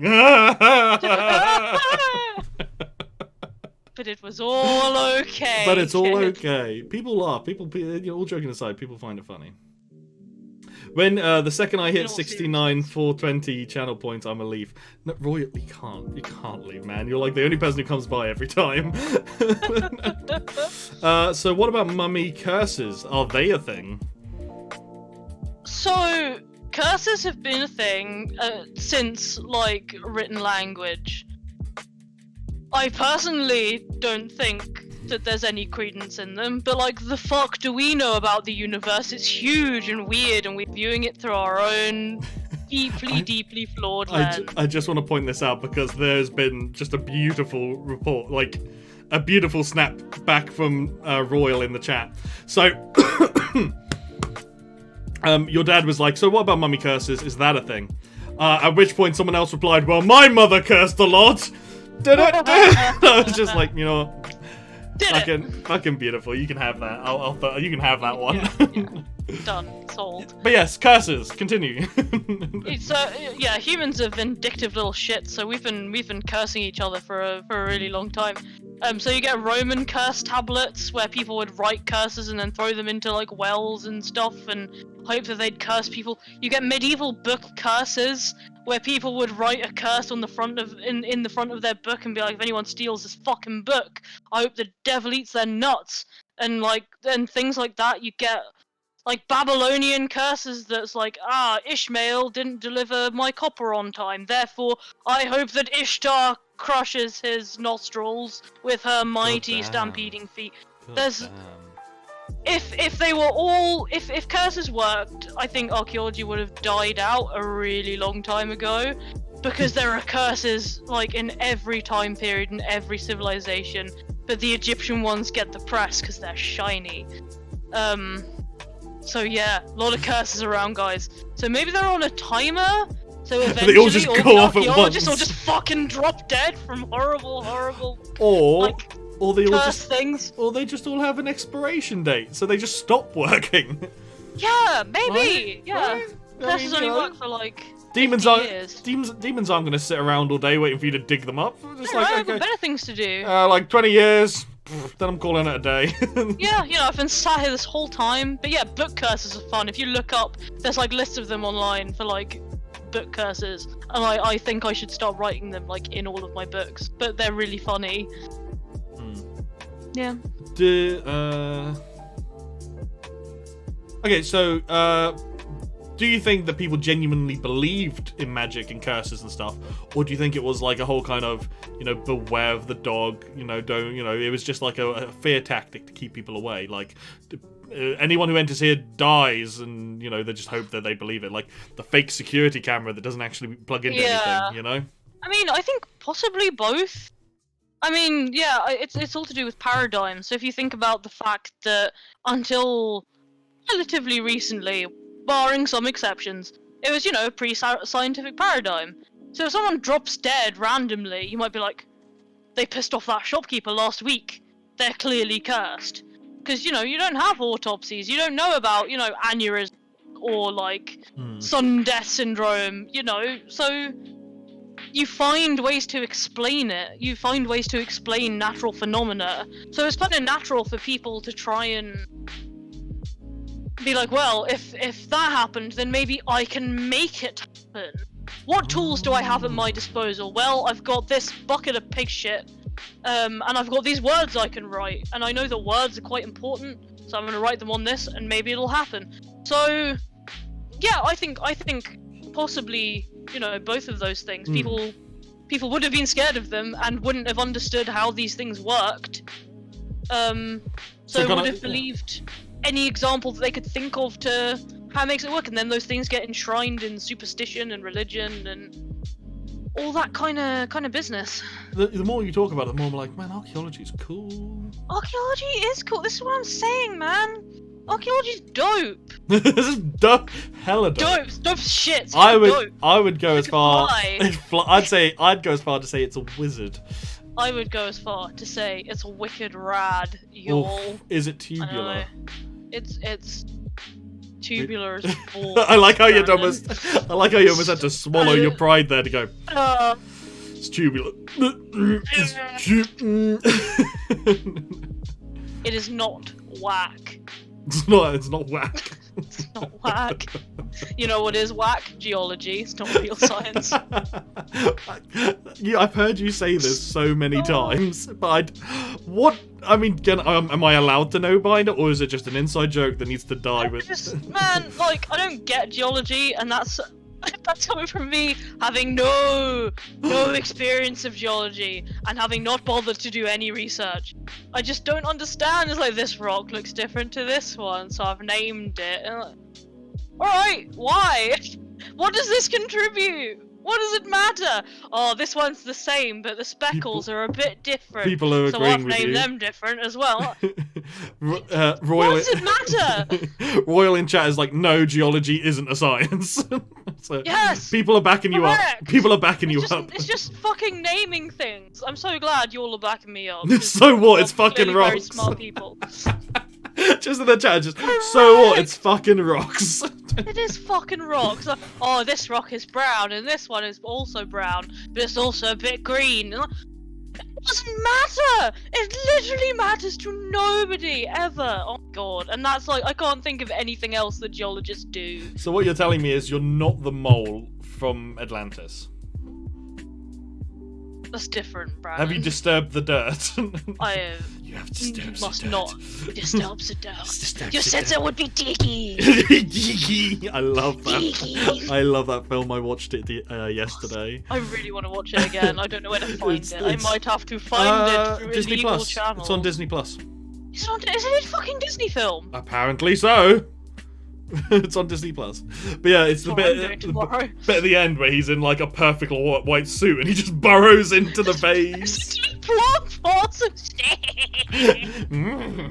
Oh, and they're all setting up their like camps for the evening, and there's like tents, and one of them's like sleeping in the truck, and he just digs a fucking hole. He's the best. Oh, France and it's Spain so must good. never merge.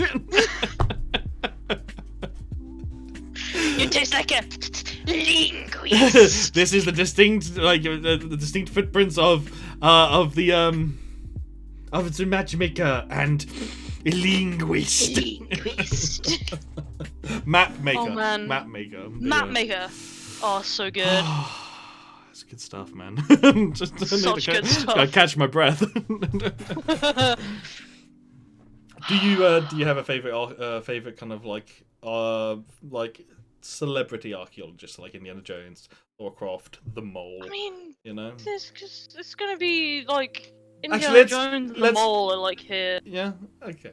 And then on a more serious note, do you have like an actual, like a real archaeologist that you look up to? Oh man, so there was a really cool lady called Jaquetta Hawkes, which is the dopest name. But yeah, she did loads of archaeology at a time where everyone was, if you have a womb, then you're dumb. And she wrote really cool stuff, and she was married to this really fucking boring author, and she still went and like did all her own really cool stuff, and she wrote like this massive book about, you know, just like archaeology in England, which is a huge subject, and she covered all of it really impressively. So she's pretty cool. I mean, she's dead now, but she's still pretty cool. So I like her. Kathleen Kenyon is really cool. She discovered one of the earliest hominid skeletons in Africa. Hominids are non-human human ancestors. So like Homo habilis and things like that. But yeah, she discovered like one of the oldest specimens of that. Oh, that's cool. Yeah, there are some. Folks out there. We have one here that says so. Mike asks, so xenoarchaeology, what's up with that? Oh man, like ancient alien civilizations are even more dangerous than ancient humans. We don't even know what the curses say. We don't even know if they are cursed. It could be a curse, could be a shopping list. We don't fucking know. I am but a petty mortal. What does he mean by this? Xeno is like so xenoarchaeology would be like space archaeology or like alien archaeology. Ah, okay, he's punking. Okay. Which would be really cool. Which like kind of almost exists because we have like satellites now that are doing like archaeological scans using things like LiDAR. So we're almost there, guys. Oh Jesus, aliens. Oh yeah. Geology is the modern art of science. Cool. Yeah, I could fucking do that. Who cares? I'm gonna absolutely butcher this, so I do apologize. Pseudo archaeology with a P? Yeah, pseudo-archaeology. Okay, this silly language. Right. The science of finding out what the fuck your child has done in its room and what it's hiding. Trademarked by me. Again, should I be laughing here? Yes. Okay. Ha ha ha ha! What does it mean? So pseudo is like I don't know how to word properly. Oh, is it when you jack off? My God. Is that what you've been doing this whole time? That's gross. Don't do that. Ew. You know what? I did a stream with my mother, and the topic went to fucking vibrators at one point. I'm not surprised. I know Christine. I'm not surprised. I did a stream with your dad, and I'm pretty sure it went to jacking off at one point. I've done a stream with the. Fucking this is very telling about the family. You're right. My family just deteriorates to sex. Fuck. Yeah, like man, this is not okay. What's wrong with us? It means fake. Cool. Thank you. Thank you. Oh my God, I hate my life. Like not backed up by credible science.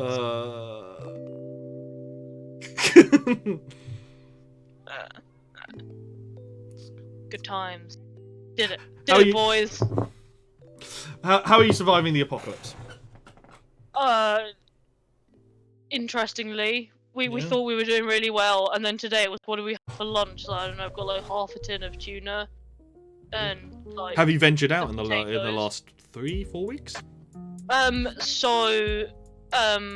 My partner Chris and my flatmate like did a shop run to be like, right, we'll go out, we'll fucking just stock up, and we'll do this like the minimum number of times. Yeah.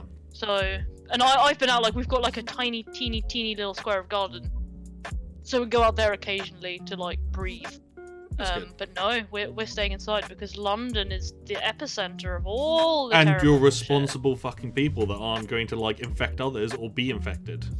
Yeah. You're so fucking mad.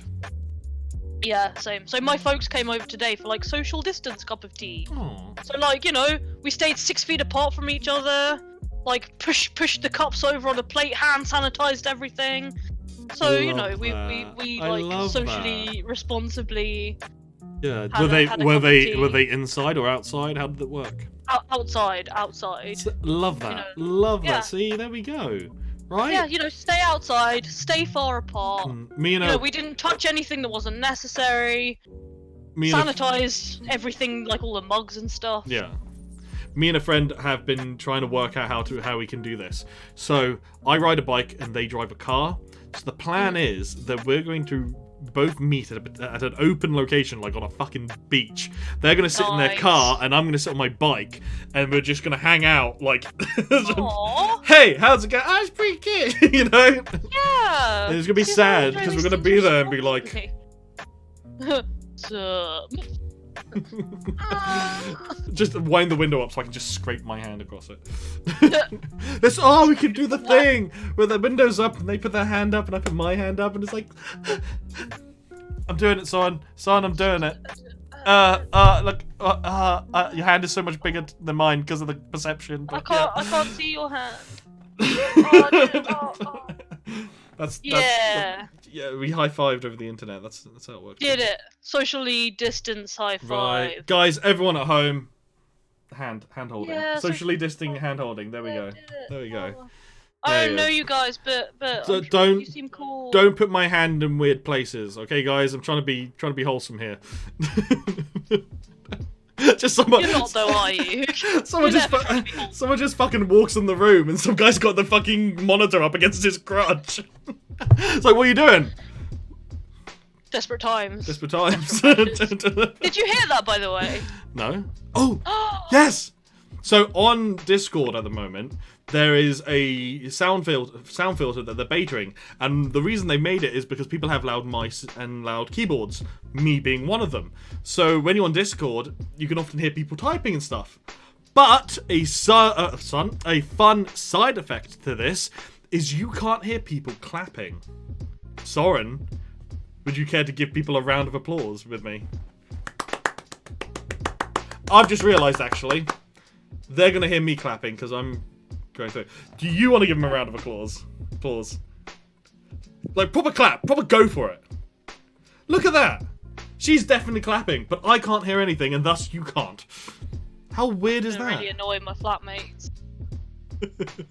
How weird Why is are you that? just applauding? What are you doing?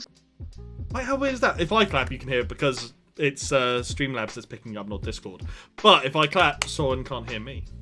Yeah. It's weird. It's really weird. Ah, science. I love it. I love it. Technology. Oh, what a time to be alive! What a time the future is now. I keep lifting my cup up and pretending to drink it. Little secret, it's been empty for most of the fucking for most of the stream. But I feel like I need to be Pricked like. us all. Yes, yeah. Oh, yeah. I have an empty pint glass, but it's Interesting. clear, so you can see that it's empty. It could be like an immensely, like a completely clear, Delicious. delicious beverage. Yes. My favourite beverage is nothing. My body is a temple. Oh, I'm so hipster that my favourite beverage is nothing. It doesn't Right. even exist. I live off the energy of the universe and the dew of the maple tree. Fuck. Fuck. I photosynthesize. Bitch. I wish. Oh, can you imagine? I'd still eat. Man. I'd still be fat. Still be fat. Fucking yes. Oh. Yes, Soren. Oh man. Yeah. Oh, Yeah. there we go. That's a little bit sad. It's a little bit sad, but at the same time, I feel validated. Anything's a dildo if you're brave enough. Royal, get out. I Get mean, out of technically here. true. No, but get the fuck out of here, man. It's cool. Royal's a regular, and he does fan art of me. A Have you seen- regular like dildo user or a regular Both. like? Both. Oh, nice, Have you nice. seen the fan art people have made for me? Right, can I show you? Can I show you? Because Yeah, I'm really, show I'm me really, the fan art. I I'm want to really, see. I'm really happy about it. Where did I put it? I love it so much. I just chucked it into this fucking corner and never looked at it No, again. it was up on the wall, but I have like the blue tack I used was really shit and it just kept falling down. So I need to wait until I can go and get proper blue tack. I'm in shorts. Deal with it. Leg. Right, I'm a hussy. Get that ankle Yeah. away. You whore. Hey, Freddy. Yes, moist. Thank you. Sorry, where do you stand on So- the word moist? So I don't mind it so much anymore because it's been used so much. Like the word that I do hate because you cannot use it without it being creepy. Supple. Supple. Supple. S-U-P-P-L-E. Oh, like supple breasts. Supple. Yeah. Right. It's always Yeah. weird. I hate I don't. it. I don't Oh, like. supple. I don't like the word sloppy. Sloppy's never good. If someone's like, sloppy. yeah, sloppy is never good. Right? Even if it was really like something really good, like here, have some sloppy gold. It's like, no, I don't want that. It's Have kind of gross, but it doesn't creep me out in quite the same even way. even if people are like, here, have some sloppy joes, I'd be like, I'm just thinking of a really gross man called Joe. You know, like I think that's it's- on you, man. Like, I don't know. maybe. But like, I think the thing with supple and moist is that like they're horrible words, but they're also like kind of gross and slightly sexual. So it's kind of creepy and kind of unpleasant. Where do you stand on the word cribbage? I don't. Hmm. And there were more. I can't remember. Was it floppy? I think it was floppy cribbage. There was something. There was a strand of words. There was a strand of words that would always make someone laugh, and it was like floppy something cribbage, and I can't remember for the life of me. Cribbage is a game. It's called crib. So cribbage is a thing, but for some reason someone finds it really funny, and I don't get it. So we also found out that floppy was a funny word, so then we started calling it floppy cribbage, which just sounds odd. Are you crying? No! Are you? Oh God! Broken heart. Well, goddamn. Hey. Oh shit! Are you good? I do declare The vapors. The vapors. God damn.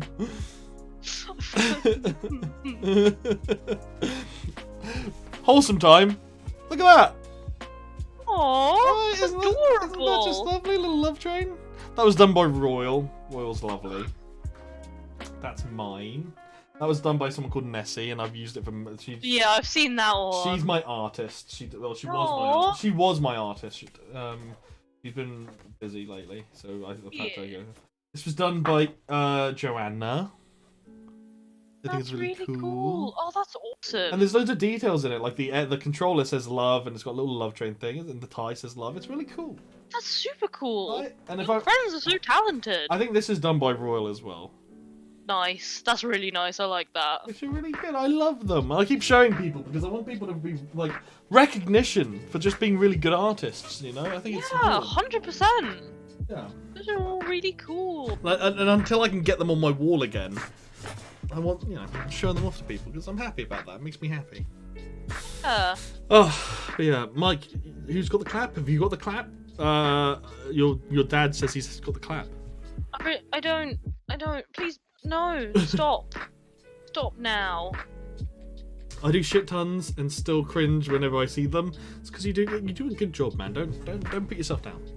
He's putting himself down. You're quite the artist, though. No. Yeah, you are. You're quite the artist. You are. I don't have anything of Sorren's, otherwise I'd show you. But she is an incredibly talented artist, and she hides it very well. But she is. I hide it very well by being really bad at art. You are incredible at art, okay? So she did a sort of sketch of Lovecraft with loads of tentacles and stuff, and it looks so cool and badass. I wish I had a picture to show you because it is just out of this world amazing. Oh yes. Incidentally, Soren, in my Discord there is a channel for art, so if you ever do have any art that you want to show off, feel free to put it in there because you are talented. You are talented. Even if it's just a tattoo design. Because I know you're a fan of tattoos. I am. So here I am, like, yeah, I got a little coffee mug.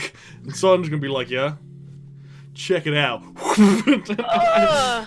So I'm wearing long sleeves at the moment. You can see this. Little flint arrow. My little flint arrowhead. That's cool. I love that. And then I got my hobbity ones.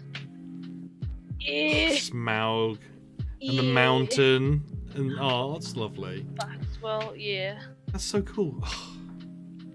Oh, I failed my art GCSE. Well, you do it like. Actually, this was a conversation that you could probably weigh in on. We were talking about this the other day. The way that art, because it is so subjective, do you think you can really grade it? Because Royal failed his art GCSE, but then he goes and does stuff like that we think is really good. Yeah, which is incredible. Right? But he failed his art GCSE, so this is the teacher. I mean, obviously we use an outdated teaching model, but yep.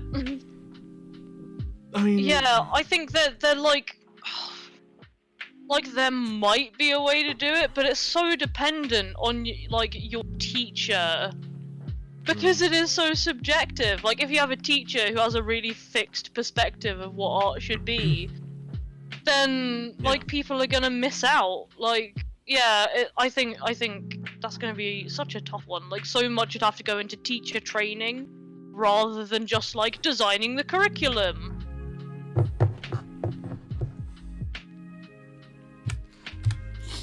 excited boy. What? What? What are you doing? I've just been sent a message. No! I won't if you don't give me permission. Because I'm not a dick. But I would very much like to show people. You can, because on my motivational calendar it says share something you created today, and I haven't done it. Good, okay, so first we have this, which I think is really cool. If it ever opens up. I have two. But it's not opening up because I think I've done this weirdly. Why isn't that working? I'll pull it up across because like I will it that it is so. There we go. So first we have this. Now this you can't see it's on, but it's the one that I'm guessing is Doctor Strange. Oh man, the super wonky Doctor Strange that I did. And the inside of his cloak is like the universe. Yeah. Would you like to talk us through that a little bit? So whenever I see it, I see all the mistakes I made, like how jaw is too. Oh, You can all see it now. I think it's fucking badass. I think you need to be a little bit more light on yourself because this looks amazing. And it's Doctor Strange because he's really cool, and I painted this for my dad because he's super too. And then we also have what looks like Red Riding Hood and the Big Bad Wolf. Oh man, that's a terrible one. I did that years and years ago, and it's terrible. Well, these look amazing. I don't know what you're on about. For my mum, and I really wanted it to be like cool and artsy, and it's kind of not. It just looks kind of weird. Okay, so in the chat, people are saying that looks awesome. That looks great. It's amazing. So clearly, you guys. Clearly, you are wrong, and these are all they are right because you know. It's true. My opinion is wrong. What are you, a woman? Darn, he's got me there. Satire, people. Please understand. I am not actually. I gotta make that clear. Not this time. Oh. But yeah, I mean. Okay, someone said the wolf is fucking epic. Hey. He is a sexist. How dare you? Shut up! I'm not that much of a sexist. There we go. Turning my audience again. So what I've discovered from showing people like my family is. They prefer my family to me, so my family should be streaming instead of me. And now they think I'm a sexist. This is great. Oh, hey. So they sent he sent the Lovecraft one. Can I show that? I mean, yeah, go for it. Why not? Are you sure? I'm getting validated. People are saying nice things about me. Why would I say no? I just want to check. I want to be nice. You know? I crave acceptance. Oh, can I not zoom in on that? That's really. I can't zoom in. Damn you, goof. Okay. Alright, so this is it. So that obviously, the chap in the middle would be Lovecraft, I'm guessing. Yes. And then all these. Half of his face is all scully, and then the other one. Yeah. Isn't. There's loads of tentacles and ties. So you're quite fond of the kind of Cthulhu mythos, aren't you? Like the Lovecraft universe. Yeah. It's dope. Even though, am I right in thinking that Lovecraft was a Nazi? Oh, he was a terrible, terrible person. He was a massive racist piece of shit douchebag. Mm-hmm. But he could write a book. But like, he's dead, so he's not making any royalties off it. So I don't feel bad about getting his books and stuff. Because you know, it's good fiction. Death of the author and all that. Right. I mean, he had a really, really weirdly named cat. He did. I'm not allowed to tell you. I'm not allowed to tell you the name, otherwise I'd be banned from Twitch. But yeah, and we're not going to say it because it's not okay. That is also the reason I'm not telling you. But yeah, no, he was a right piece of shit. Yeah. But you know, if we remove the art from its creator, then we can kind of enjoy it. And it's not giving him a platform with which to spout racist views because he's dead. People are saying yes. Oh wow, that's so good. Whoa, amazing. I love it. What the fuck? The shading's bloody brilliant. And then people are going into like Cthulhu Gang because we've started the war off again. Where do you stand? Are you Godzilla Squad or Cthulhu Gang? Cthulhu. Yeah, there we it's go. It's an elder god. Elder god versus Big lizard. Just saying. Just throwing it out there. Deny. I think Malik just got quite an addict. I'm gonna do that. Yes. Cthulhu, man. Cthulhu would always win. Yeah. Like, Yeah. it's not even a fight. It's just like, and we have squashed Godzilla because Is Kong still here? unknowable elder god. Is Kong still here? I don't think Kong's still here. Okay. Kong, I'm going to clip this and send it to you. Soren, tell this misled child why Cthulhu would beat Godzilla. Because Cthulhu is an unknowably huge and powerful elder god from outside the universe with infinite power. Mm-hmm. Godzilla Mm-hmm. is a big lizard. Who can spit fire, admittedly. But Yep. it's about Big it, really. It's lizard. just big, And that's big old kind lizard. of it. Not saying that Godzilla isn't cool, Oh, he's cool. but in a fight, it's like In a if fight, Spider-Man fought Thor. God,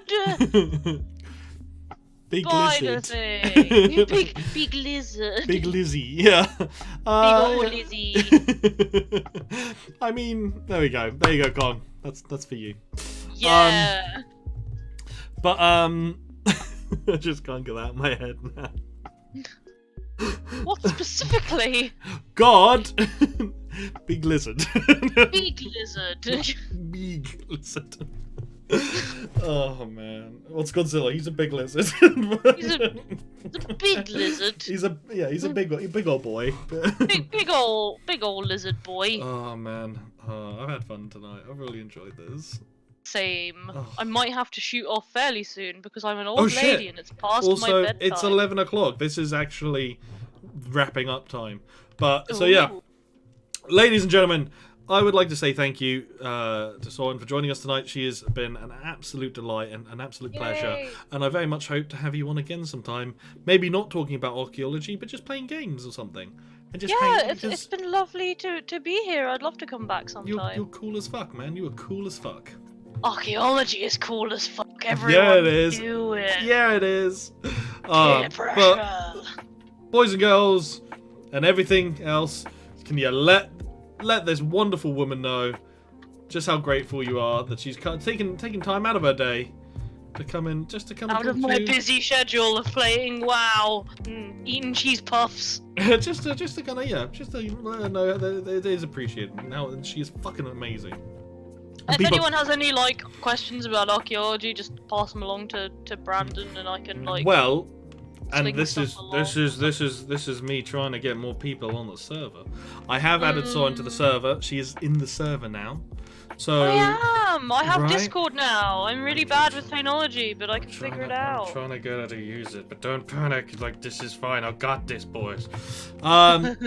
Yeah, just drop her an at so that she gets a little notification, and you can ask her questions, and she'll be here, and she'll be there, and it's awesome. But again, and- she's new to Discord, so be nice.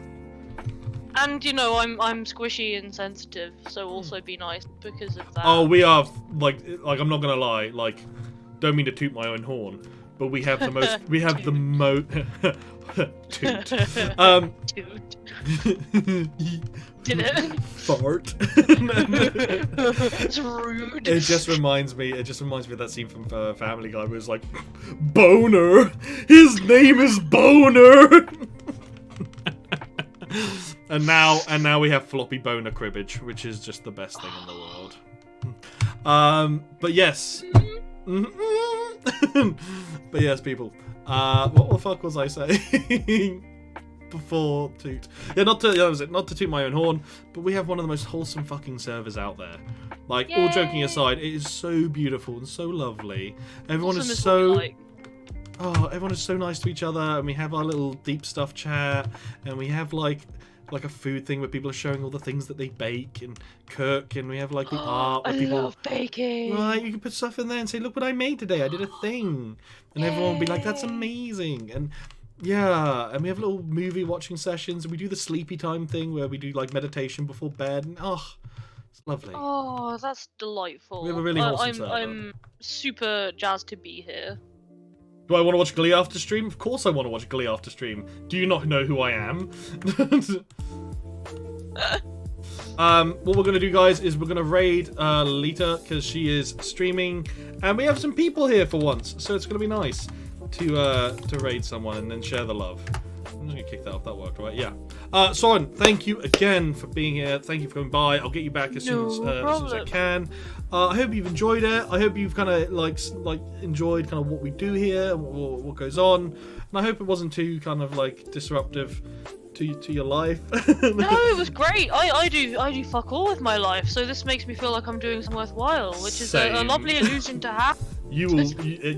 Please do try to use Discord, because you will fit in with the group so well. Everyone's there like, I mean, woke up at 12 today. I mean, it's just like on my desktop now, so like I assume go. I'll get notification stuff. Technology. Technology! I just remember the brass eye thing. Alright, guys. Love you all. Have a wonderful evening. Wash your hands. Stay safe. Mellow the fuck out. And I'll talk to you guys soon. You guys are awesome. Catch you later. Bye bye. Say bye, Soren. Wait, no, I ruined it! Fuck! Did we go? Is it gone? Did it work? I don't know. My God! Cool, we're here. We're done. We're good.